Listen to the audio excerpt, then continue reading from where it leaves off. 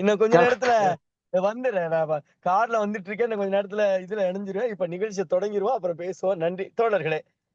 நம்முடைய தமிழ்நாடு கலை இலக்கிய பெருமன்றம் அ முன்னெடுத்திருக்கிற நாளும் ஒரு அதிகாரம் என்கிற தலைப்பின் கீழ் இன்றைய தினம் கூடா நட்பு என்கிற அதிகாரத்தில் நாம் இணைய இருக்கிறோம் தோழமைகளே, ஆளுமைகளே.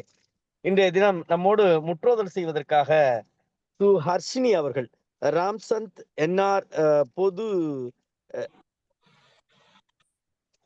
மேல்நிலைப் பள்ளியில இருக்கக்கூடிய 1ஆம் வகுப்பு பயிலக்கூடிய அருமை மாணவி மழலையினுடைய குரலாய், மழலையாய் இருக்கக்கூடிய நம்முடைய அ ஹர்ஷ் ஹர்ஷவர்த்தினி அவர்கள் நம்மோடு இணைய இருக்கிறார்கள்.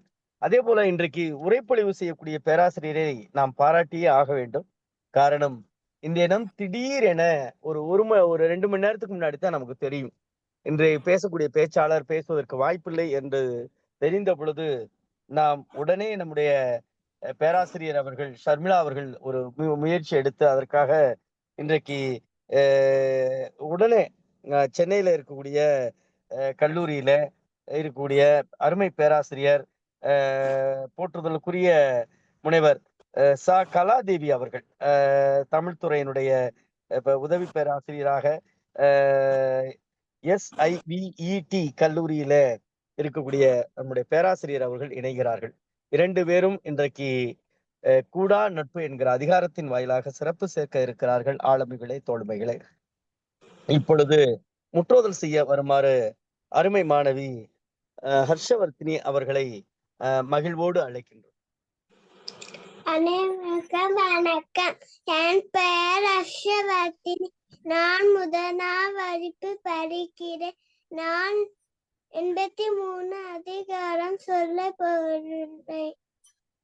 83 கூடா நட்பு சிறிதம் காணி எளிதற்கு பட்டதை நேரம் நிரந்தர நட்பு இனப்போம் இனமல்ல ஏனை மகனை மனம் போல வேறுபடும் பல நல்ல கற்ற கரைத்தும் மனநல்ல ஆகுதல் மாணாழ்க்கு அரிது. முகத்தினிய நகா அகத்தின்ன வஞ்சரை அஞ்சப்படும் மனத்தின் அமையாந்தவரை எனை தோன்றும் சொல்லினார் தேரல் பாற்று அன்று நட்டா போல் நல்லவை சொல்லினும் ஒட்டா சொல்லை உணரப்படும் சொல்வணக்கம் ஒன்னாக்க கொள்ளற்க வெல்வணக்கம் தீங்கு குறித்தமை ஆண் தொழுத கையுள்ளும் படை ஒடுங்கும் ஒன்னா அழுத கண்ணீரும் அனைத்து மிக செய்து தம்மு எழுவாரை நக செய்து நட்பினு சாப்புழல் பாற்று பக நப்பாம் காலம் வருங்கால் முகநட்டு அகநட்பு பொறிவிடல். நன்றி. சங்கீதமக்கு விட்னேஷனுக்கு நன்றி.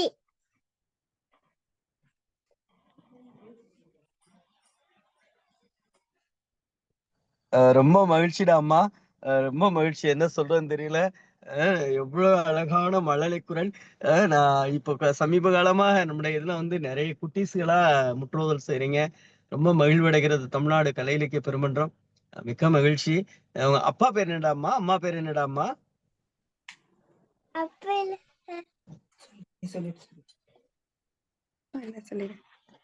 இல்ல சார். அம்மா பேர் என்னடா? சுபஸ்ரீ சார். அம்மாவுக்கு ரொம்ப நன்றிடா சமத்து. வாழ்த்துக்கள்டா. அம்மாவுக்கு ரொம்ப நன்றி. நல்லா படிச்சு பெரிய ஆளாயி என்ன சொல்றது, ஒரு பெரிய ஒரு மிகப்பெரிய அதிகாரி ஆகி அம்மாவுக்கு நல்லா ஹெல்ப் பண்ணணும். சரிங்களா? வாழ்த்துக்கள்டா. வாழ்க வளமுடன். கலை இலக்கிய பெருமன்றம் உங்களை நெஞ்சம் நிறைந்து வாழ்த்துகிறதுடா அம்மா. ரொம்ப நன்றி. அடுத்ததாக உரை பொழிவாளர் பேராசிரியர் அவருடைய குறித்த செய்திகளை நான் பின்னூட்டத்திற்கு முன்பாக அவர்களை பற்றி விரிவாக சொல்லுகிறேன். நான் வாகனத்தில் இருப்பதால் என்னால் சொல்ல முடியவில்லை. கண்டிப்பாக சொல்லுகிறேன். அடுத்ததாக உரைப்பொழிவு தருமாறு பேராசிரியர் அவர்களை மகிழ்வோடு அழைக்கின்றோம்.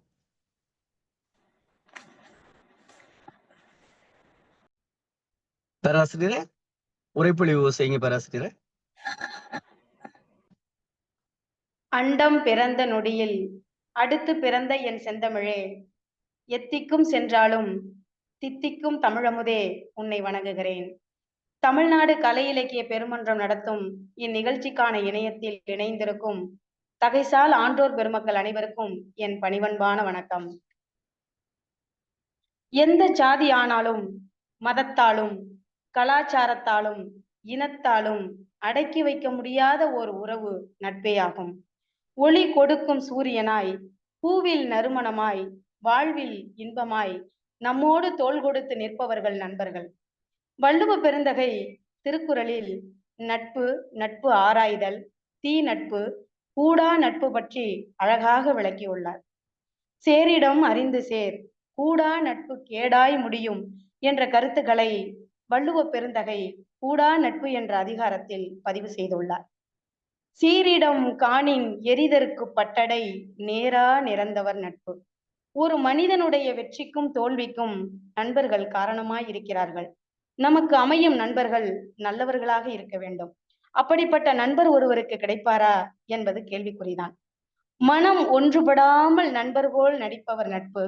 உள்ளத்தால் நெருக்கமில்லாமல் பழகுபவர் நட்பு. அகத்தே பொருந்தாமல் புறத்தில் பொருந்தி நடப்பவரின் நட்பு. மனத்தால் நம்மை விரும்பாமல் தமக்கான வாய்ப்பை எதிர்நோக்கி நம்முடன் பழகுபவரின் நட்பு.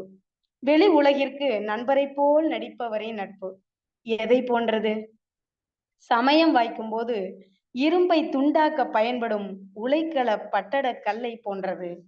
பொருளை தாங்குவது போல இருந்தாலும் பொருளை வெட்டி எறிவதற்கு துணை செய்யும் பட்டடை கல்லுக்கு ஒப்பானது என்கிறார் வள்ளுவர். இனம் போன்று இனமல்லார் கேண்மை, மகளிர் மனம் போல வேறுபடும். நண்பர் போல நடிக்கும் பொய்யானவரின் நட்பு.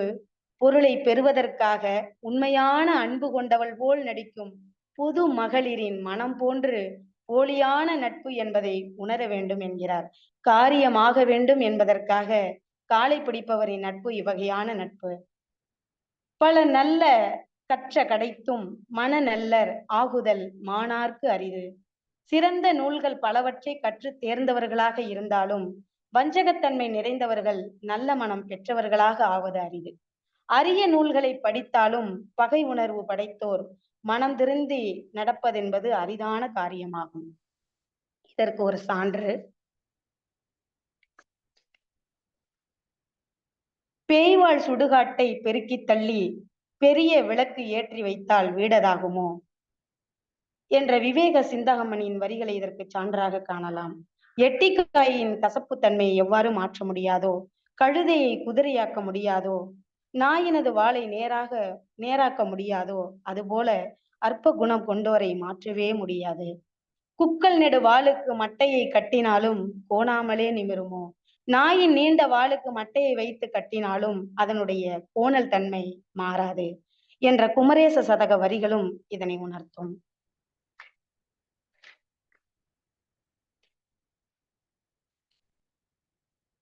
முகத்தின் இனிய நகா அகத்தின்னா வஞ்சரை அஞ்சப்படும். நாம் காணும் போது முகத்தில் சிரிப்பை காட்டி மனதில் கொடிய பகையை கொண்டுள்ள வஞ்சகரின் நட்பிற்கு பயம் கொள்ள வேண்டும்.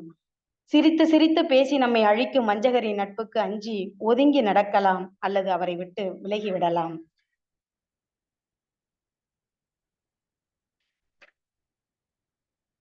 மனத்தின் அமையாதவரை எனைத்தொன்றும் சொல்லினால் தேரர் பாற்று அன்று. மனதில் உண்மையான நட்பு இல்லாதவரை அவர்கள் சொல்லும் வார்த்தைகளை நம்பி எந்த செயலிலும் ஈடுபடக்கூடாது. இதனைதான் பழமொழி சொல்வார்கள், ஆழம் தெரியாமல் காலை விடாதே. உள்ளன்போடு பழகாதவரினுடைய சொற்களை நம்பி ஏமாறாதீர்கள் என்கிறார் வள்ளுவர். மனம் வேறு செயல் வேறு என்ற இரட்டை வேடம் போடுபவர்கள் வார்த்தைகளை நம்பி எந்த ஒரு முடிவையும் எடுக்காதீர்கள் என்று அழகாக அந்த திருக்குறளில் பதிவு செய்துள்ளார். நட்டார் போல் நல்லவை சொல்லினும் ஒட்டார் சொல் ஒல்லை உணரப்படும். நண்பரை போல நல்லவற்றை பேசினாலும் மனதால் ஒன்றுபடாதவரினுடைய உண்மை தன்மை விரைவில் வெளியாகிவிடும். சொல் வணக்கம் ஒன்னார்கண் கொள்ளற்க, வில் வணக்கம் தீங்கு குறித்தமையான். பகைவர்கள் பணிந்து வணக்கம் செய்வது போல தோன்றினாலும் வில் வளைவது தீமைக்கே ஆகும். எனவே வில்லை போன்ற பகைவரின் பணிவான வார்த்தைகளை நம்பக்கூடாது. புலி பதுங்குதல் பாய்வதற்கே என்பதை உணர்ந்து கொள்ள வேண்டும். தொழுத கையுள்ளும் படை ஒடுங்கும் ஒன்னார் அழுத கண்ணீரும் அனைத்து. வணங்குவது போல் கைகூப்பும் பகைவரின் கைக்குள்ளே கொலைக்கருவி மறைந்திருக்கும். அவர்கள் அழுது சிந்தும் கண்ணீரும் அதுபோன்று வஞ்சகத்தன்மை கொண்டது என்பதை உணர்தல் வேண்டும். பரமனிடம் பக்தி கொண்ட ஒருவர் அந்த பரமனின் அடியார் போல் வேடமிட்டு வந்த தன்னுடைய பகைவரால் காயப்பட்ட செய்தி திருக்குறளுக்கு உதாரணமாக கூறலாம்.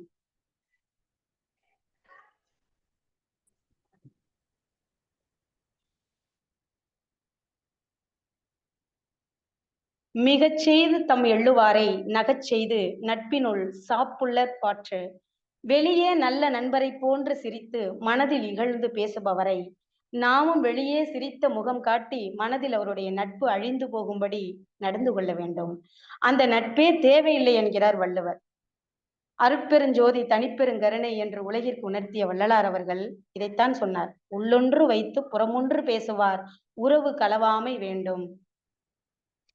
தான் கடந்து வந்த பாதையை குணநலன்களையும் தனது குறைகள் நிறைகளையும் ஒன்றுவிடாமல் எழுத்து வடிவில் பதிவு செய்தவர் கவிஞர் கண்ணதாசன். நட்பு பற்றிய கவிதையில் கவிஞர் கண்ணதாசன் நம்மிடம் எந்த உதவியையும் எதிர்பாராமல் நமக்கு உதவி செய்பவன் பனைமரம் போன்றவன். அத்தகைய நண்பனை தேர்ந்தெடுத்துக் கொள்ளுங்கள் என்பார். எல்லாவற்றையும் பெற்றுக்கொண்டு ஒரு நன்றியை கூட சொல்லாத நண்பர்களைத்தான் நான் பெற்றுள்ளேன் என்று சுட்டிக்காட்டியிருப்பார். இன்றைய சூழ்நிலையில் பலர் வாழ்க்கையில் இத்தகைய நண்பர்களைத்தான் சந்திக்கிறார்கள். இது வருத்தமானதுதான். வருங்கால் முகநட்டு அகநட்பு ஒரீ விடல்.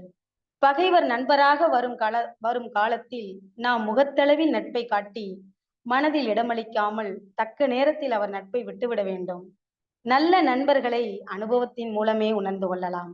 முகத்துக்கு நேரே சிரிப்பவன் நல்ல நண்பன் மாதிரியே தோன்றினாலும் எந்த நேரத்தில் கீழே தள்ளிவிடுவான் என்பது அவனுக்கும் அவனை படைத்த கடவுளுக்கு மட்டுமே தெரியும்.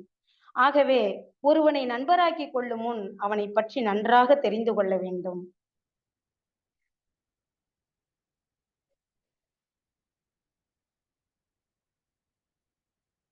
ஆறுதல் சொல்ல தோழி இருந்தால் அழுவதில் கூட ஆனந்தம் உண்டு. தூக்கி நிறுத்த தோழன் இருந்தால் வீழ்வதில் கூட சுகம் உண்டு என்ற கவிதை வரிகளை கூறி அறிய வேண்டியவற்றை அறிந்து அடங்கி நடப்பவர் எவரோ, பழி பாவங்களுக்கு பயந்து நடப்பவர் எவரோ, தம் கடமையை பிறர் மகிழும்படி செய்து முடிப்பவர் எவரோ, பெறுவதை கொண்டு இன்புற்று வாழ்பவர் எவரோ அவரே உங்களின் உண்மையான நண்பர். சிறந்த நண்பர்களை தேர்ந்தெடுங்கள். வாழ்வில் வெற்றி காணுங்கள். நன்றி.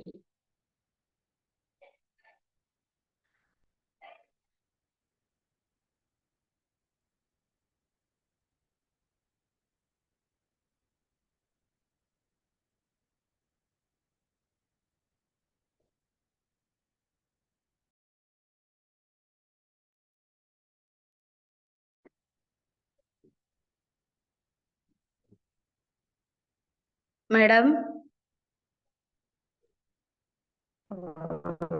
ஒருங்கிணைப்பாளர் கருமர் ஐயா.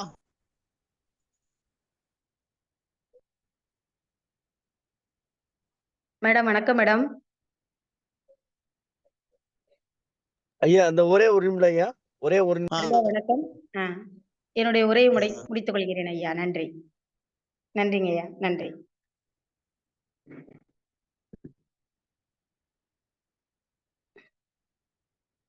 ஐயா வாய்ஸ் கேட்கலங்கய்யா. உங்களுடைய வாய்ஸ் கேட்கல. உங்களுடைய குரல் கேட்கல.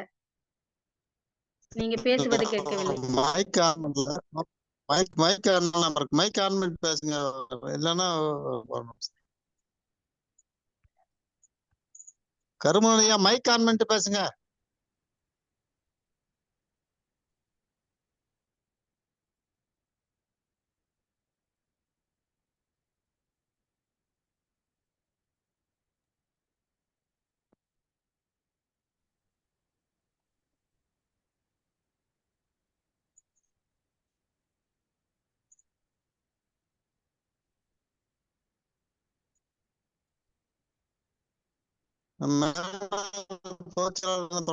ஐயா வணக்கம். ஐயா வணக்கம் வணக்கம் வணக்கம். வந்துட்டேன் ஐயா.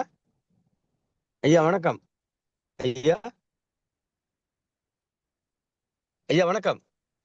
ஐயா கேக்குதா? நான் பேசுறது கேக்குதா? வணக்கம். ஐயா கேக்குது பேசுறது கேக்குதா? கேக்குது கேக்குது கேக்குது. கவிஞரே பின்னூட்டத்தை தொடங்குங்க கவிஞரே. கவிஞரே ஆ, பின்னூட்டத்தை. ஆமா.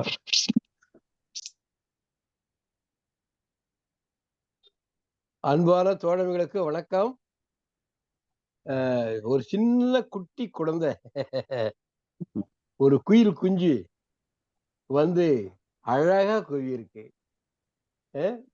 முதலாம் வகுப்பு படிக்கிற குழந்தை திருக்குறள் 10 சொல்லுதுன்னா நாம எல்லாம் என்னத்துக்கு இருக்கிறோம். அருமை அருமை. அழகான மழலை தமிழிலே 10 குறளையும் முற்றோதல் செய்த ஹர்ஷவர்தினி நம்முடைய பேத்திக்கு, தமிழ் பேத்திக்கு அன்பான வாழ்த்துக்கள். அம்மா, நீ 100 ஆண்டு காலம் வாழ்க, நோய் நொடி இல்லாமல் வளருக. மகிழ்ச்சிமா மகிழ்ச்சிமா. நல்லா இருறா நல்லா இருறா. செப்பு சிலை போல இருக்கிறாய். நல்லா இரு நல்லா இரு. அதே போல முற்றோதல் செய்த முனைவர் கலாதேவி அவர்கள் சிறப்பான முறையிலே ஒரு தெளிந்த நீரோட்டம் போல சுருக்கமாக இருந்தாலும் செறிவாக அமைந்து விட்டது அவருடைய பொழிவு. நன்றிங்க ஐயா. நன்றிங்க. வள்ளுவர் நல்ல மனநலம் வாய்ந்தவர். அவர் மக்களை நன்கு படித்து வைத்திருக்கிறார். ஒவ்வொரு அதிகாரத்திலும் ஒவ்வொரு விதமாக நம்மை அப்படியே செதுக்கி செதுக்கி செதுக்கி கொண்டு செல்லுகிறார். நட்பு என்ற அதிகாரத்துல நட்பினுடைய அருமை பெருமைகளை சொன்னாரு. அப்புறம் தீ நட்பு சொன்னாரு. இப்ப கூடா நட்பு சொல்றாரு. கூடா நட்பு கேடாய் முடியும்னு. கவிஞர் ஐயா கொஞ்சம் சவுண்ட் அதிகமாயி. கேக்குதா இப்போ? கேக்குதா? கேக்குது. கூடா நட்பு கேடாய் முடியும்னு கலைஞர் சொன்னார். ஒரு அரசியல் காரணத்துக்காக சொன்னார். இருந்தாலும் அது திருக்குறளை மையமா வச்சு சொன்னார். அது மாதிரி கூடா நட்பு நம்ம வாழ்க்கையில எப்பவும் கேடாதான் வரும். எவ்வளவு அழகா சொல்றாரு பாருங்க. ஒரு பட்டடை கல் இருக்கு. அந்த கல்லு சமயம் ஆகும்போது ஓங்கி அடித்து இரும்பை துண்டாக்குவார்கள். அதுபோல நம்மிடம் நன்கு பழகி கொண்டிருக்கிறவன் வாய்ப்பு கிடைக்கும் போது நம்ம பயன்படுத்தி கொண்டு சென்று விடுவான். எவ்வளவு அழகான ஒரு அருமையான ஓமையை சொல்லி வள்ளுவர் மிக அழகாக சொல்லுகிறார். இனம் போன்று இனமல்லார் கேண்மை மகளிர் மனம் போல வேறுபடும். மகளிர்னா இங்க பொது மகளிரை சொல்றார். அதாவது பொருளுக்காக தன்னை விற்கக்கூடிய விலை மகளிரை சொல்லுகிறார். அவங்களுக்கு மனம் எப்போ பொருள் மேலதானே இருக்கும். அவர்களுக்கு ஒரு உண்மையான அன்போ பாசமோ இருக்காது. அது காட்டுகிறதெல்லாம் அந்த பொருள் பெறும் வரை ஒரு பொய்யாக காட்டுகிறது. அது போல ஒத்த அன்பினர் போல ஒத்த உள்ளத்தினர் போல அன்பு செய்கிறவர்கள் சமயம் வரும்போது என்ன பண்ணுவான்? நம்மளை சொல் வேறு செயல் வேறுபட்டு ஓடி விடுவான். நம்முடைய நலன்களை பெற்றுவிட்டு போய் விடுவான். அவங்ககிட்ட ரொம்ப எச்சரிக்கையா இருக்கணும். நாம எவ்வளவுதான் நூல்கள் கற்றிருந்தாலும் மன நல்லர் ஆகுதல் மாணார்க்கு அரிது என்றார். மாணார் என்றால் நல்ல குணம் வாய்க்க பெறாதவர்கள், அதாவது தீயவர்கள், வஞ்சகர்கள். அந்த வஞ்சகர்கள் நல்ல நூல்கள் படிச்சிருக்கலாம், ஆனா மனம் நல்லதா இருக்கணும். அப்படிப்பட்டவர்கள் என்ன செய்வாங்கன்னா, அவர்கள் நம்மோடு நட்பு கொள்ள தகுதி இல்லாதவர்கள். பல நூல்களை கற்றிருந்தாலும் மனம் திருந்தி நட்பினராகுதல் நற்குண மாண்புகள் இல்லாதவருக்கு அரிது. எப்படியெல்லாம் மனிதர்களை கண்டுபிடிக்க வேண்டி இருக்கிறது பாருங்க. வள்ளுவர் எப்படியெல்லாம் வழிகாட்டுகிறார். யாருக்கு பயப்பட வேண்டும்? முகத்துல பார்த்தவுடனே சிரித்து மகிழ்ச்சியால் நம்ம அரவணைத்துக் கொள்கிறான் பாருங்க. ஆனா உள்ளத்துல நம்ம மேல பயங்கரமான ஒரு வெறுப்பையும் ஒரு பகைமையையும் கொண்டிருப்பான். அப்படிப்பட்டவர்களுக்கு நாம் அஞ்ச வேண்டும்.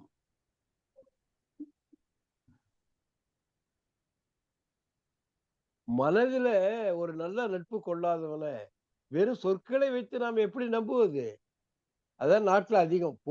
போலிகளுக்குத்தான் எல்லாரும் மயங்குறான். அப்படி மயங்காதன்றார் வள்ளுவர். இன்னொன்னு சொல்றாரு பாருங்க, பகைவர்கள் நம்மை அன்பு காட்டி நட்பு கொள்ளுவது போல வந்தால், நீ என்ன பண்ற? பகைவர்கள் அவர்கள் அவன் என்ன பாதையை கடைபிடிக்கிறானோ அந்த பாதையை நீ கடைபிடித்து அவன் போலவே நீயும் நட்பு காட்டி இனிமையாக பேசி மெல்ல மெல்ல நட்பை கழட்டிடணும், அதை விலக்கிடணும் அப்படின்றார் வள்ளுவர். இதுல ரொம்ப சிறப்பான குரல், தொழுத கையுள்ளும் படை ஒடுங்கும் ஒன்னார் அழுத கண்ணீரும் உழைத்தேப்பா.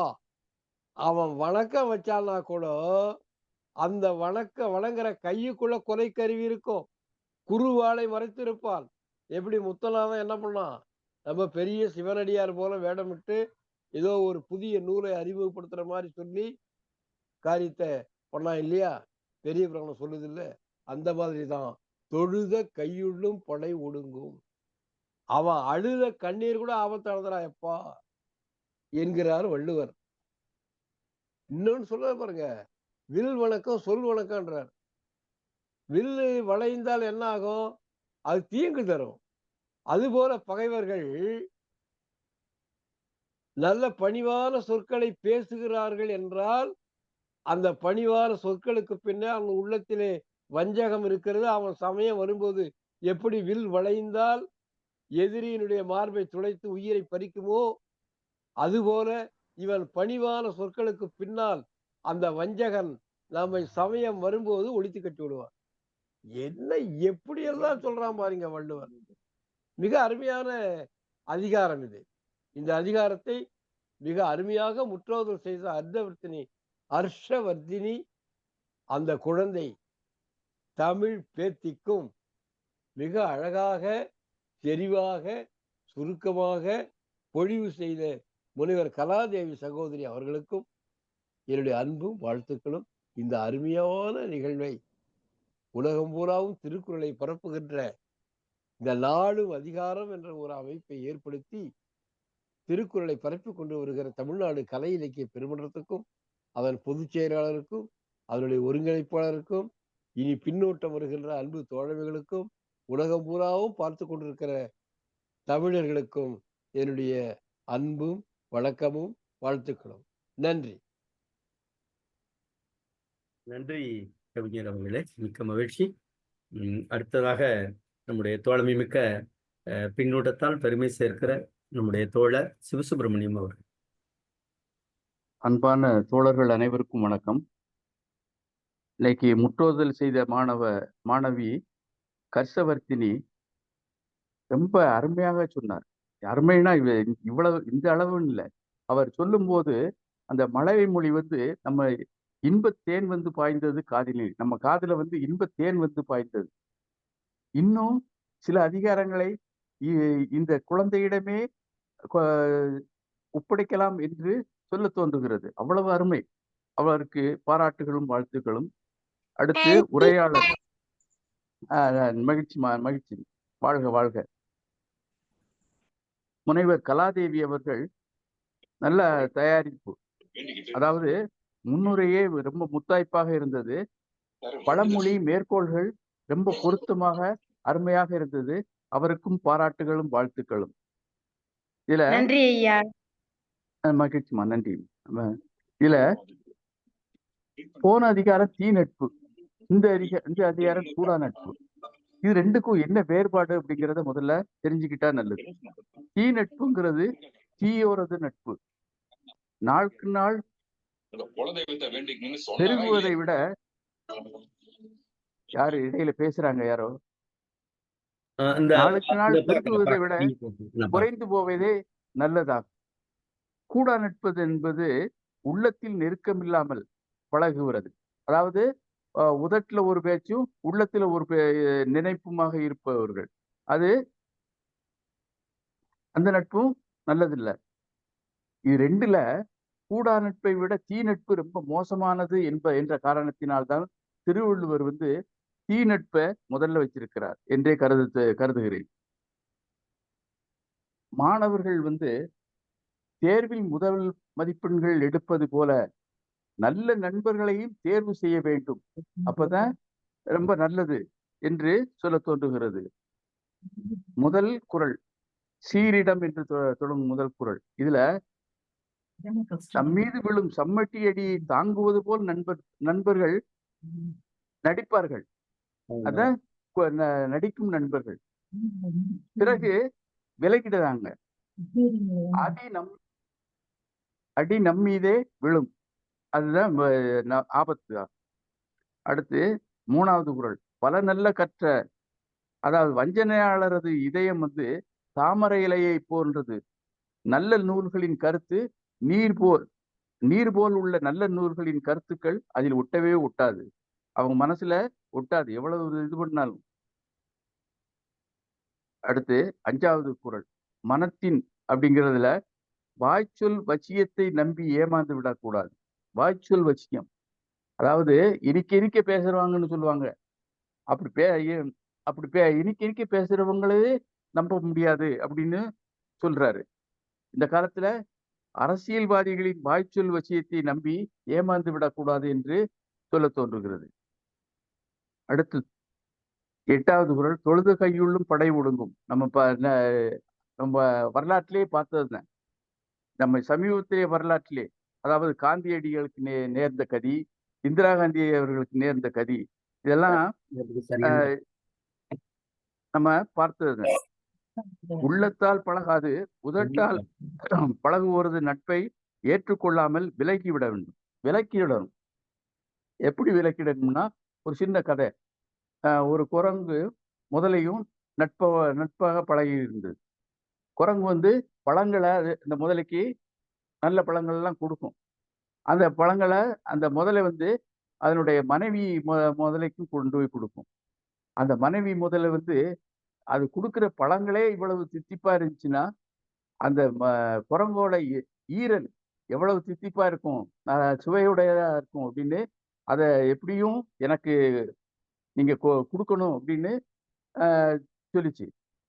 இந்த கணவன் முதலைக்கு ரொம்ப தர்ம சங்கடமா போச்சு. இருந்தாலும் மனைவி முதலுடைய பிடிவாதத்தால் அது இதுவும் ஏமாத்தி கூட்டு போகுது. எப்படி, எங்க வீட்டுல விருந்து வச்சிருக்கோம், ஆனா விருந்து உனக்கு அசைவும் ஆகாது, இருந்தாலும் என்ன செய்ய அப்படின்னு கேக்குது. நான் சாப்பிடாட்டாலும் உன் வீட்டுக்கு வர்றேன் அப்படின்னு சொல்லி கூட்டு போவோம். அப்ப போகும்போதே இந்த முதல்ல ஆண் முதல்ல சொல்லிடும், உள்ளதை சொல்லிடும், உன்னுடைய ஈரலை என் மனைவி மனைவி முதலை சாப்பிடுன்னு உன்னை கூட்டு போறேன் அப்படின்னு சொல்லணும். சரி, இது ரொம்ப தர்ம சங்கடமா போச்சு அப்படின்னு இதுல இருந்து தன்னை காப்பாற்றிக் கொள்ள ஏதாவது வழி வேணுமே அப்படின்னு சொல்லி ஒரு தந்திரத்தை சமயோசித புத்தியாக அது சொல்லுகிறது. இது எனக்கு முன்னாடியே நீ சொல்லியிருப்பேன்னா என் ஈரலை நான் வீட்டுல இருக்கிற என்னுடைய ஈரலையே கொண்டு வந்திருப்பேனே, இப்ப கொண்டு வரல, என்ன செய்யுது அப்படிங்க. சரி, திரும்ப போய் எடுத்துட்டு வருவோம் அப்படின்ட்டு திரும்ப வரும். கரைக்கு வந்ததும் என்ன செய்யும், குரங்கு மரத்து மேல ஏறி போய் நீ ரொம்ப மோசமான நண்பன், உன் கூட பழகுறதால விலகி விடுவதுதான் நல்லது அப்படின்னு சொல்லி விலகி விடும். ரொம்ப கவனமா இருந்து விலக்கி விடுவது நல்லது. பொதுவா நல்ல நட்பு வாழ்க்கையில் மகிழ்ச்சியை தரும். தீ நட்பு, கூடா நட்பு வாழ்க்கையில் துன்பத்தை தரும் என்று சொல்லி என்னுடைய பின்னோட்டத்தை நிறைவு செய்து கொள்கிறேன். வாய்ப்புக்கு நன்றி, வணக்கம். நன்றி தோழமையே, மிக்க மகிழ்ச்சி. அடுத்ததாக நம்முடைய அன்பு சகோதரி ஆசிரியர் ரேவதி அம்மா அவர்கள்.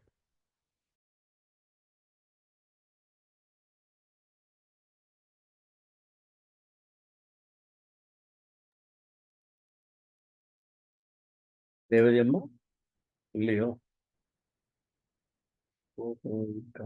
ரேவதி அம்மா வெளில போயிட்டாங்கன்னு நினைக்கிறேன். அரச்சலியமா எதுவும் பேசுறீங்களா? கணேசன் சாத்தூர் பேசுறீங்களா? நான் நிறைய பகுதிக்கு நிறைவு பின்னோட்டம் போயிடுவேன். அனைவருக்கும் வணக்கம்.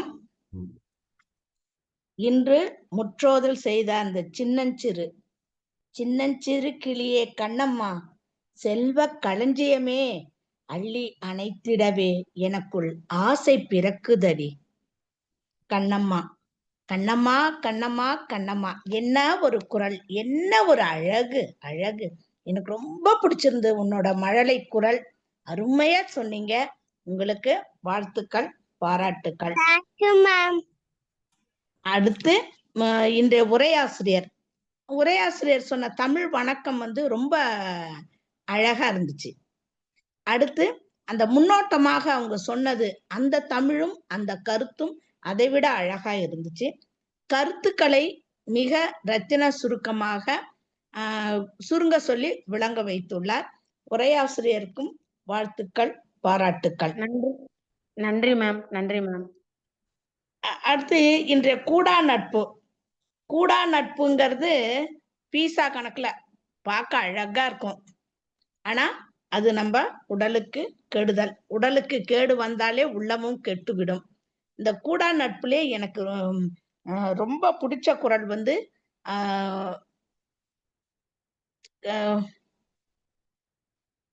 அழுத கண்ணீரும் ஆயுதமாகும் அப்படின்னு சொல்லியிருக்காரு பார்த்தீங்களா? அதுதான் இந்த கூடா நட்போட உச்சத்துல அது எப்படிப்பட்ட தன்மை வாய்ந்தது அந்த நட்புங்கிறதுக்கு அந்த ஒரு குரல், 8வது குரல், அது அந்த கும்பிடுற கைக்குள்ள கூட ஆயுதம் இருக்கு, அந்த கண்ணீரு கூட ஆயுதமா இருக்குன்ட்டு ரொம்ப ரொம்ப ரொம்ப எச்சரிக்கிறார் வள்ளுவர் அந்த கூடா நட்பை. அந்த நட்பையே நம்ம ஆராய்ஞ்சு பார்க்கறதா இருக்கு. இந்த தீ நட்பும் கூடா நட்புக்கும் நூழிலை தான் வித்தியாசம். ஆனா 2 நட்புமே ஆபத்தானது. தீ நட்புங்கிறது கண்டுபிடிச்சிடலாம், இவன் இப்படிதான் தெரிஞ்சிடும். ஆனா கூடா நட்பு என்பது கூடிக்கிட்டே உறவாடியே கெடுக்கிறது தான் கூடா நட்பாக இருக்கிறது. அடுத்து இந்த கூடா நட்புல இன்னொரு குறளும் ரொம்ப அருமையா இருந்துச்சு. 7வது குறள், வில்லு வளையறது அழகானதுதான், வணக்கமானதுதான், ஆனாலும் அதோட செயல் ரொம்ப கொடுமையானது. அந்த கூடா நட்புன்றது வச்சுக்கவே கூடாது. அப்படியே அது அமைஞ்சிருச்சுனாலும் மிக மிக மிக மிக எச்சரிக்கையாக இருக்க வேண்டும். அதுக்கு ஒரு சுவாரஸ்யமான சின்ன கதை ரத்தன சுருக்கமா சொல்லிடுறாங்க. ஒரு எலியும் பூனையும் ஃப்ரெண்ட்ஷிப்பா நண்பர்களா இருந்துச்சான். 2 ஒப்பந்தம் பண்ணிக்குது, டெய்லி இந்த குறிப்பிட்ட ஒரு இடத்துல நாம நாள்தோறும் சந்திக்கணும். நீ என்ன கொண்டு வந்து கொடுக்குறியோ அதை நான் சாப்பிடணும், நான் கொண்டு வந்து கொடுக்கறத நீ சாப்பிடணும். ஆனா ஒருத்தர் டச் பண்ணக்கூடாது. குறிப்பிட்ட இடைவெளியில அமர்ந்து நம்ம பேசிட்டு இருந்துட்டு மகிழ்ந்துட்டு திரும்ப பிரிஞ்சிடணும். ஒவ்வொரு நாளும் ஆனா சந்திக்கணும் அப்படின்ற ஒரு ஒப்பந்தத்தோட எலியும் பூனையும் நண்பர்களாய் இருந்துச்சு. ஒரு நாள் இந்த எலி வழக்கமான இடத்துக்கு வரும்போது பூனையை காணும். அந்த எலியோட புள்ள குட்டி எலி கேக்குது, எங்கம்மா உங்க நண்பரை காணும்? ஆமான்னு ரொம்ப நேரம் காத்து இருந்தும் அதை காணும். சரி என்னவோ தெரியல, ஆபத்து, சரி வா நம்ம போய் தேடுவோன்ட்டு அன்னைக்கு ஃபுல்லா அந்த அந்தி நேரமும் போயிடுச்சு, தேடுறாங்க எல்லாம். மறுநாள் திரும்பவும் தேடும்போது ஒரு மத்தியான வேளையில பாத்துருது, எங்க ஒரு காட்டுல வேடன் விரித்த வலையில பூனை மாட்டிடுச்சு. எலி பாக்குது, பார்த்து விட்டு, சரி நண்பா நான் உன்னை பார்த்துட்டேன், சரி காப்பாத்தணும், சீக்கிரம் சீக்கிரம் காப்பாத்து, நேத்தில இருந்து இந்த வலையில மாட்டிக்கிட்டேன், என்னை காப்பாத்துங்குது. குட்டி எலி என்ன பண்ணுச்சான், டக்கு டக்கு டக்கு டக்குன்னு கட் பண்ணுச்சான் அந்த வலைய. தாய் எலிய பார்த்து, ஏமா இந்த மாதிரி மெதுவா இது பண்ற, சீக்கிரம், பாவம்ல உன்னோட நண்பர், நீ இன்னும் வேகமா அந்த வலைய கட் பண்ணணும். அப்ப தாய் எலி சொன்னிச்சான் குட்டி எலிகிட்ட, பொறு, அவசரப்படாத, மெதுவா கட் பண்ண, வலைய நறுக்கு, ஓடாத, பொறுன்னுட்டு கண்ணை காமிச்சு மெதுவாவே செஞ்சிட்டு இருந்தான்.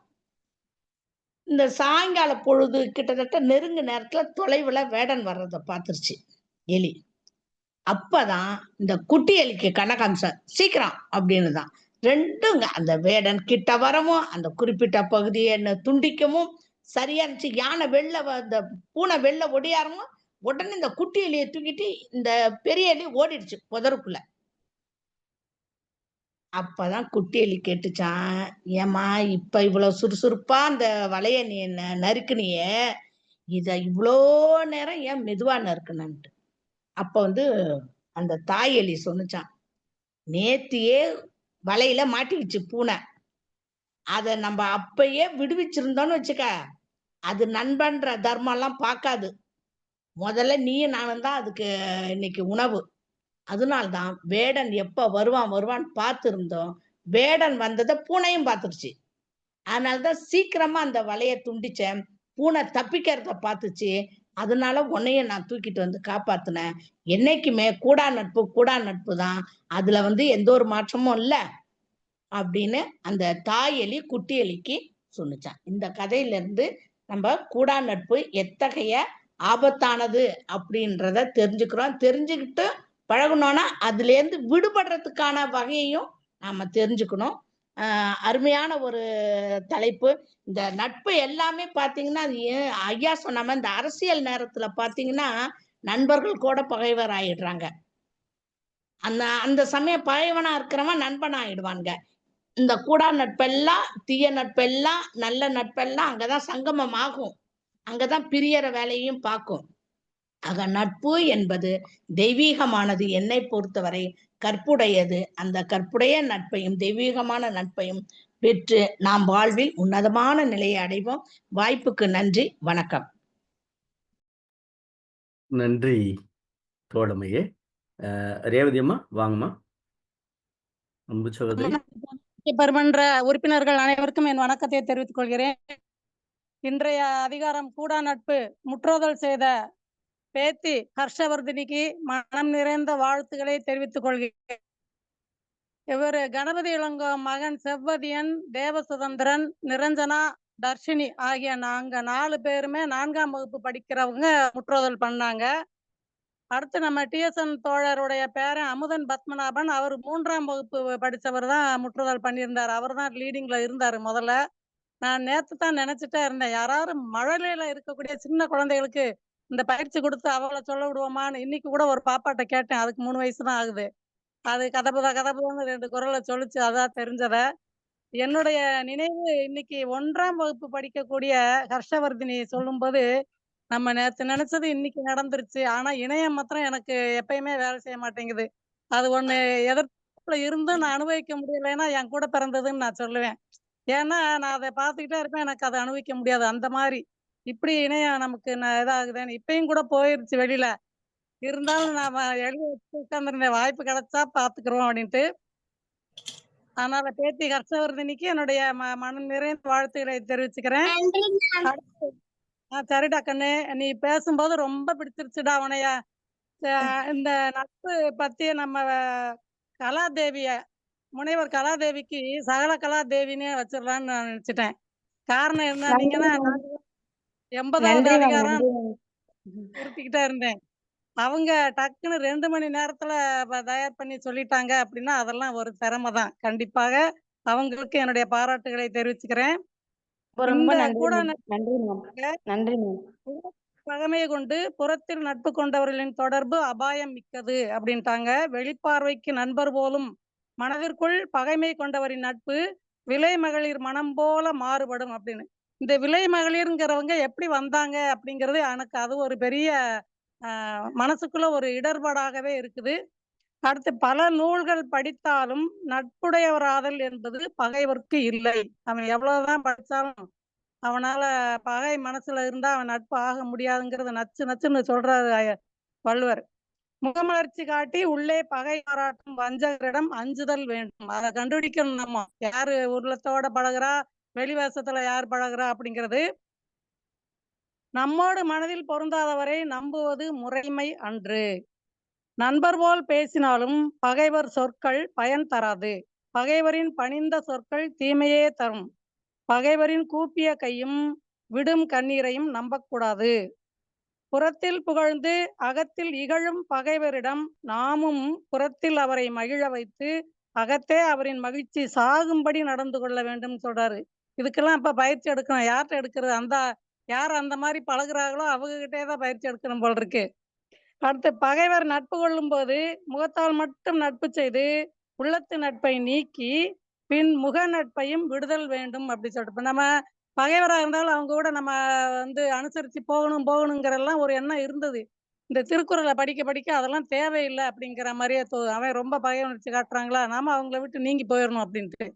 அப்ப இந்த நட்பு கூடா நட்பு அதிகாரம் எப்படி உள்ளத்தால் கூடாது முகத்தால் செய்யும் நட்பு செய்யக்கூடிய அந்த மக்கள்கிட்ட இருந்து நம்ம எப்படி விலகி போகணும் அப்படிங்கிறத தெளிவாக நமக்கு காட்டுகிறது.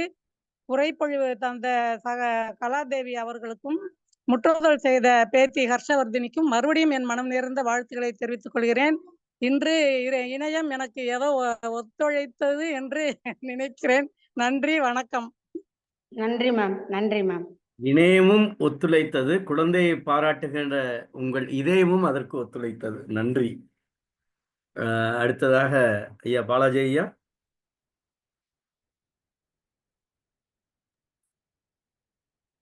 அனைவருக்கும் வணக்கம். இன்றைக்கு முற்றுதல் செய்த மழலை செல்வம் மிக மிக அருமை.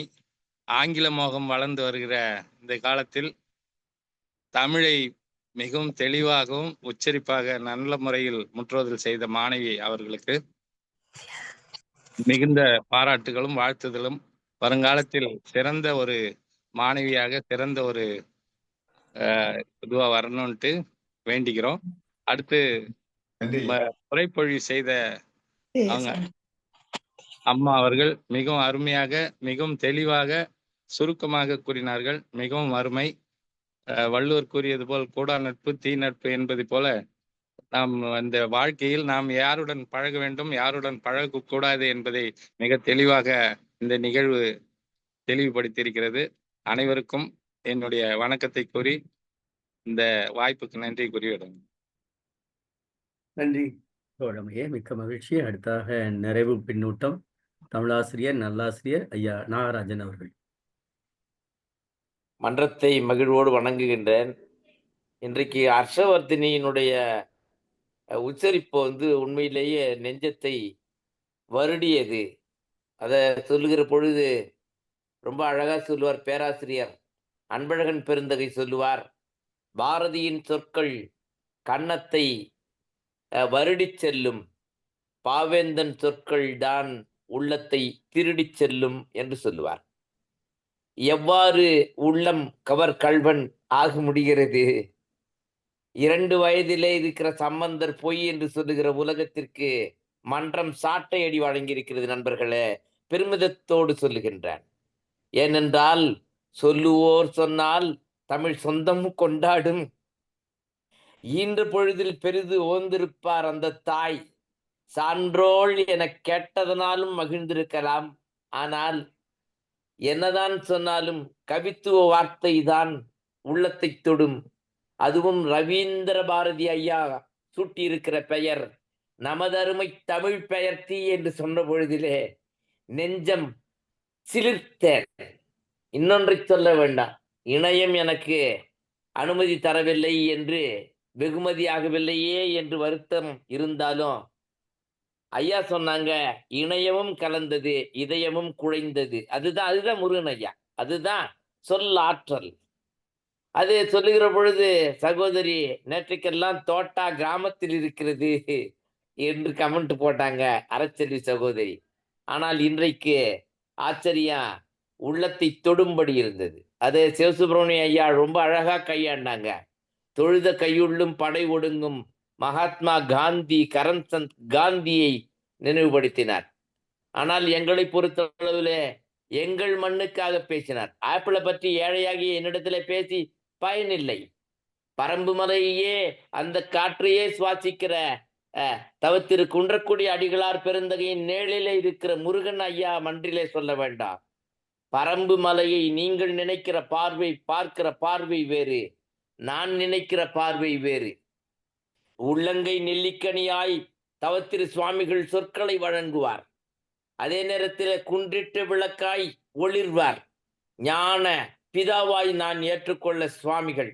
அவங்களுடைய மலை பரம்பு மலை பகுதியிலே இருந்து சொல்லுகிறேன். அந்த காற்றிற்கு சுவாசம் உண்டு, விசுவாசம் உண்டு, வாசம் உண்டு.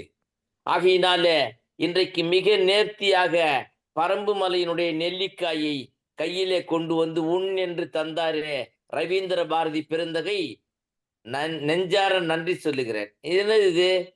அது எங்க பரம்பு மலையை சொன்னார் என்று கருதக்கூடும். எங்க ஊர் திருநெல்லூர் சொன்னார், திருக்கோயிலூரை சொன்னார். முத்தநாதன் புத்தக கவளி ஏந்தி மைபொதி விளக்க மைபொதி விளக்கே என்ன புத்தக கவளி ஏந்தி வந்தான் முத்தநாதன் என்று சொல்லுகிற பொழுது ஐயா பெரிய புராணத்தை ரொம்ப அழகா லாவகமாக அதான் கவிஞர் பார்வை, கவித்துவ பார்வை. ஆழ்ந்திருக்கும் கவியுள்ளம் கண்ட பெருமகனார் மன்றிலே நன்றியோடு இன்றைக்கு சாத்தூரார் குரல் ஒலிக்கவில்லையே என்கிற ஏக்கம். சமீப காலத்துங்கள்ல எனக்கு தூக்கமே போயிடுது. நம்புவீங்களா? 2:30 மணிக்கு கூட ஒரு முறை யூடியூபை போட்டு கேட்கிறேன். ஏன் ஆட்படுத்துது இந்த மன்றம்? ஏன் அவ்வளவு பதிவுகளால் ஆட்படுத்துகிறதுன்னா, புது புது அர்த்தங்கள், புது புது மனிதர்கள், புது புது சிந்தனைகள், புது புது கண்ணோட்டம். ஆகையினாலே ஹர்ஷவர்தினி மறுபடியும் மூளைக்கு வேலை கொடுக்கிறார். ஹர்ஷவர்தினால வேலை கொடுப்பவர் கிவர். வாழ்த்துக்கள் பாப்பா. ஹர்ஷவர்தினால what do you mean? It is meant, it means giver. as you are a giver. நல்ல டேக்கராகவும் இருக்கிற. வாழ்த்துக்கள். எத்தனை பேர் உன்னை பாராட்டுறாங்க பாப்பா. அன்பு முத்தண்டா கண்ணே. என்னோட பேத்தியை நினைவுபடுத்திட்டா. என் சம்சாரம் நம்புவியா? இப்படி சுத்திட்டு அப்படின்னா உன்னைய பார்த்து என்ன காரணம்? நீ என்னோட சமன்விதாவை நினைவுபடுத்திட்ட, என்னோட பேத்தியை நினைவுபடுத்திட்டடா செல்லா. வாழ்த்துக்கள்.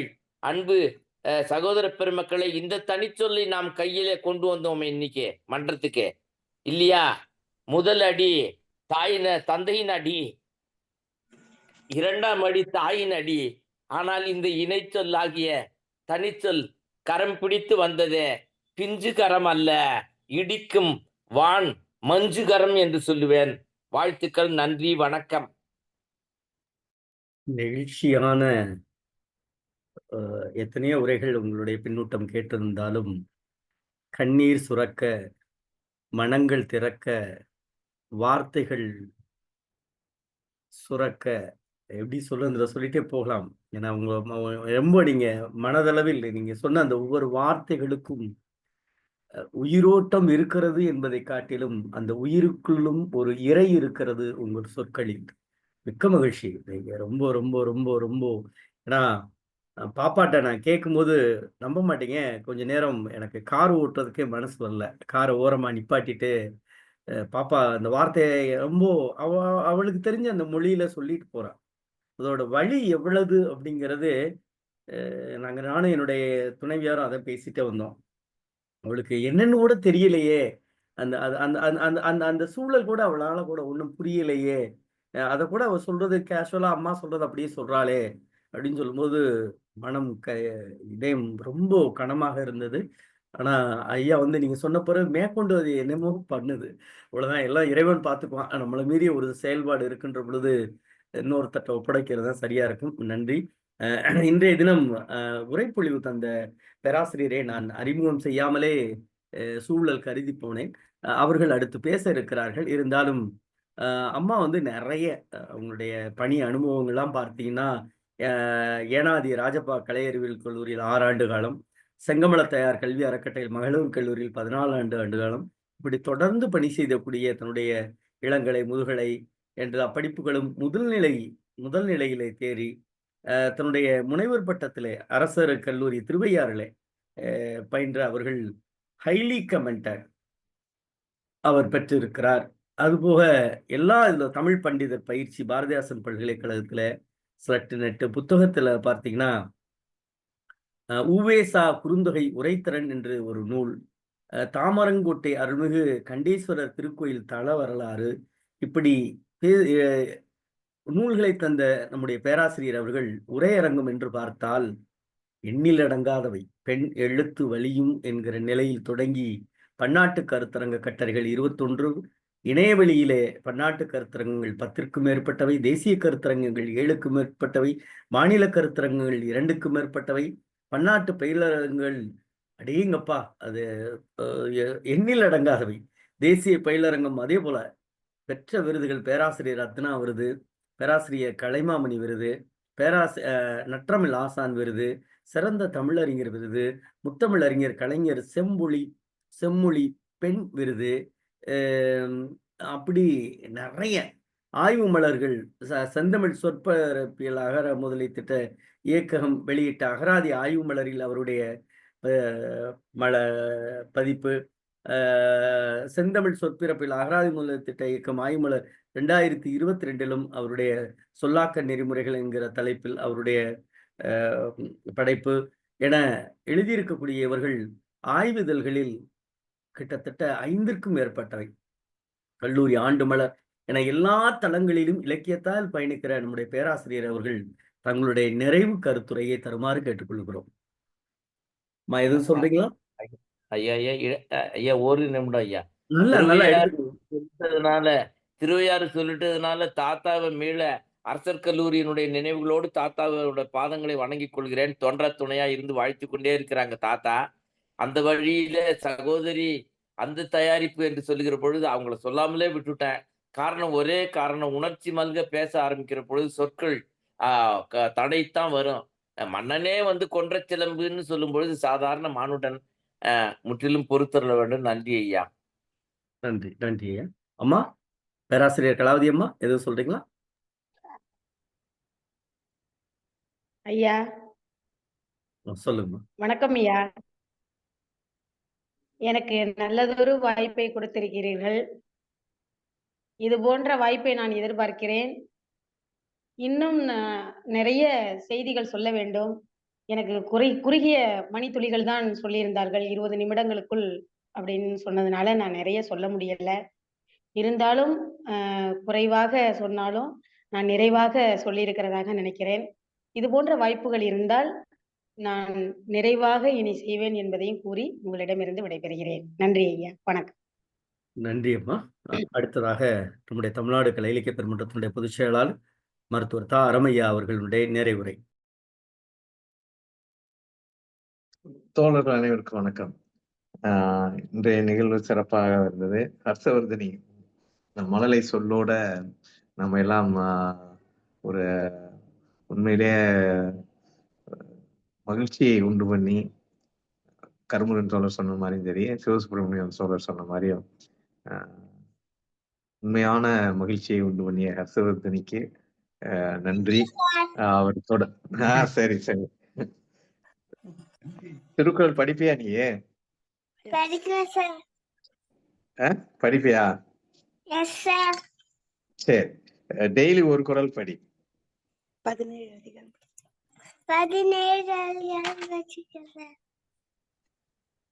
ரைட். ஆமா, கலாவதி முனைவர் கலாவதி திடீர்னு கருமுருகன் தோழர் சொன்ன மாதிரி திடீர்னு சொன்னாலும் கூட அவங்களுக்கு 20 நிமிஷம்ன்ற ஒரு அடைப்புக்குள் இருந்தாலும் அவங்களோட சொன்னதெல்லாம் பார்த்தோம்னா நிறைய நேரம் கொடுத்திருந்தால் இன்னும் நிறைய சொல்லுவார்கள் போல இருந்தது. மிக அருமையான உரை, கேட்டுக்கொண்டே இருக்க வேண்டும் என்று போல இருந்தது. மிக அருமையான இன்றைய பின்னூட்டம் வழங்கிய நம்ம ரவீந்திர பாரதி, அறச்செல்வி அம்மா அனைவரும் மிக அருமையாக சொன்னாங்க. நம்ம செங்கை கிருஷ்ணன் அவர்களும் இந்த இதுல நட்பை பத்தி நம்ம தொடர்ந்து பார்த்துக்கிட்டே வரோம். ஒவ்வொரு நட்பினுடைய ஒவ்வொரு டைமென்ஷனையும் அவர் எப்படி எப்படியெல்லாம் இதுல 2 ஒரு இது இருக்கும். முகத்தால நட்பு செஞ்சு உள்ளத்தால் இருப்பவரை, நமக்கு நண்பரா இருந்து நடிக்கிறவரை அஞ்ச வேண்டும் சொல்லிடுவார். அதே நேரத்துல பகைவர் நட்பாக இருக்கும்போது நாம் அந்த நட்பை கொஞ்சம் கொஞ்சமா விட்டுறணும்னு சொல்லுவார். முகத்தால நட்பா இருந்துக்கலாம், ஆனால் அகத்தில் அவன் பகைவர் அப்படின்ற ஒரு எண்ணத்தோட இருந்துகிட்டு அத கொஞ்சம் கொஞ்சமா விட்டுறது நல்லதுன்னு. அந்த வில் உதாரணம் நமக்கு வில் வளையுதுன்னா நம்மளை தாக்குறதுக்காண்டிதான் வளையுது. அப்ப அந்த நண்பர் உடைய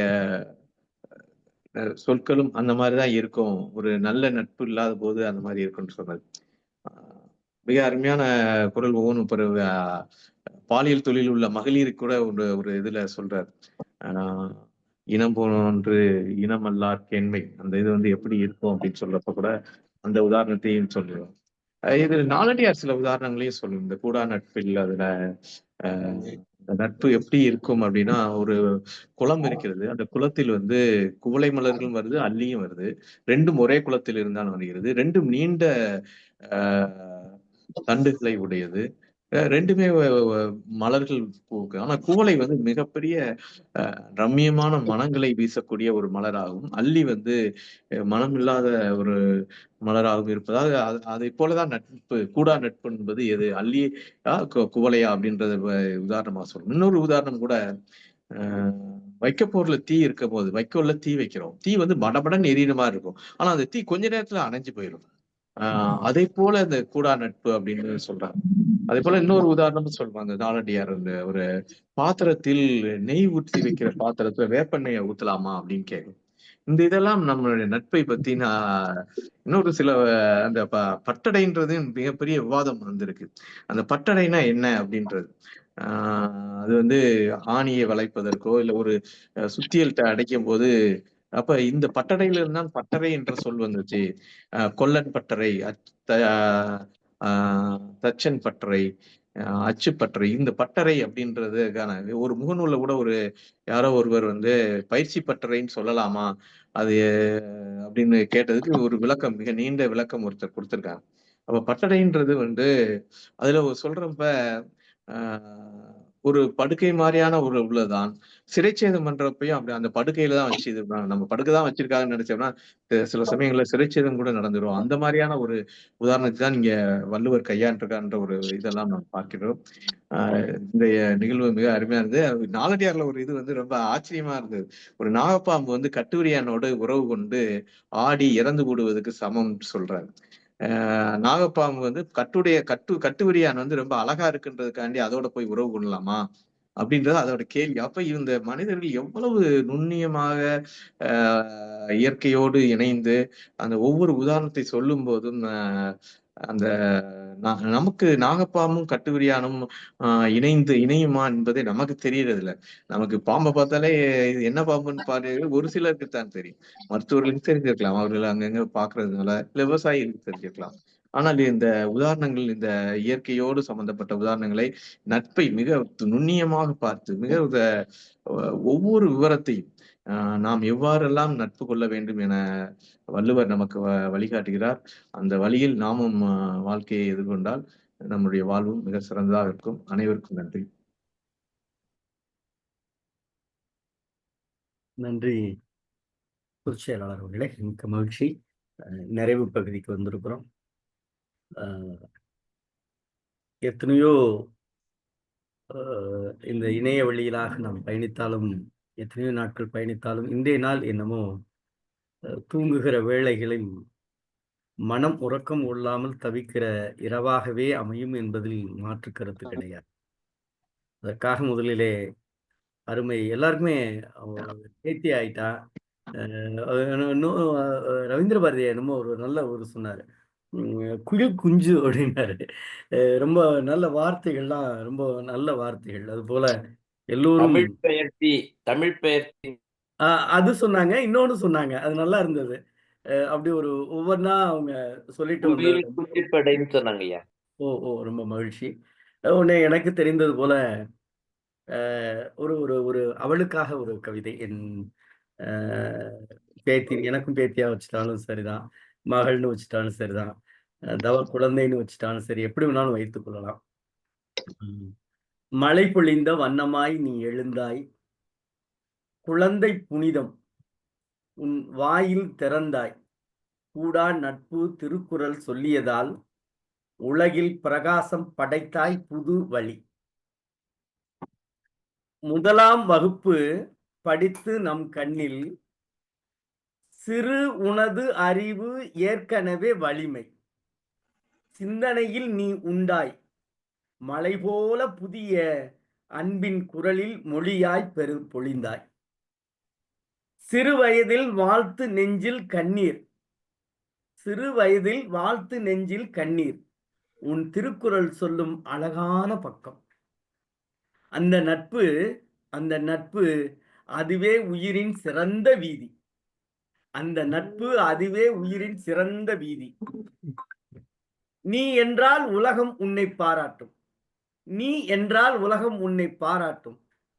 மழலை குரலில் கூடா நட்பு சொல்லிய, மழலை குரலில் கூடா நட்பு சொல்லிய, நீ எளிமையில் திறந்த உறுதித்தன்மை, நீ எளிமையில் திறந்த உறுதித்தன்மை, பேசும் வார்த்தையில் நிறைந்தது உறுதி, பேசும் வார்த்தையில் நிறைந்தது உறுதி.